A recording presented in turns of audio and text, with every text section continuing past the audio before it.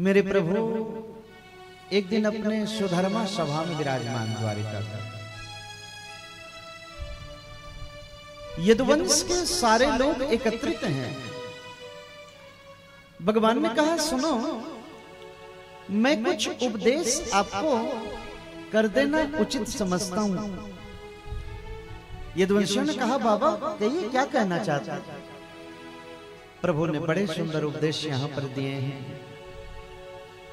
कहने लगे सुनिए, मनुष्य के बिगड़ने के 4 लक्षण शास्त्रों में बताएं, और ये चारों में से एक लक्षण भी मेरे प्यारे आपके भी जीवन में दिखाई दे रहे हैं, तो एकदम सावधान हो जाइए। यदुवंशियों ने कहा क्या क्या लक्षण है? तो मेरे प्रभु कहते हैं यदुवंशियों, रूप यौवन संपत्ति प्रभु तत्म विवेकता। रूप यौवन संपत्ति और ऊंचे पद की प्राप्ति हो जाना, ये 4 चीज हैं। ज्यादा रूपवान हो जाए तो कहीं ना कहीं अभिमान आ जाता है कि मेरे समान रूपवान तो जगत में कोई है ही नहीं, सामने वालों को फिर कुछ समझता ही नहीं।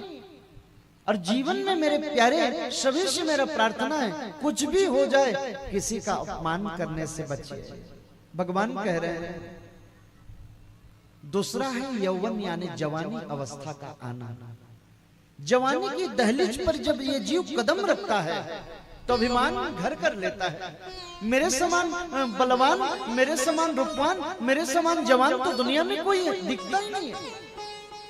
बचने का प्रयास करिए। 4 दिन की है जवानी, फिर बीत जाएगा मेरे प्यारे। तीसरी है जरूरत से ज्यादा संपत्ति का प्राप्त हो जाना। जब अनायास ज्यादा मिल जाता है तो मनुष्य बहुला सा जाता है। संपत्ति मिला है ना, दुरुपयोग मत करिए, सदुपयोग करिए। और चौथा है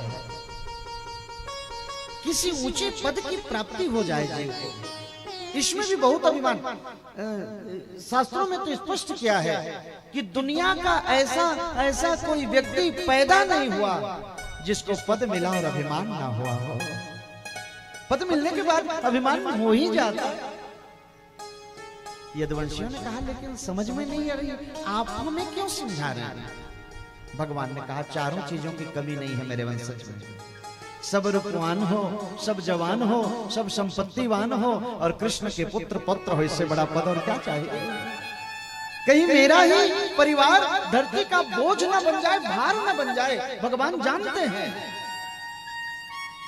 और मेरे वंश को नाश करने की क्षमता किसी में नहीं है। वो तो ब्राह्मणों का श्राप ही कर सकता है। भगवान ने इसीलिए समझाया भी, लीला रची भगवान।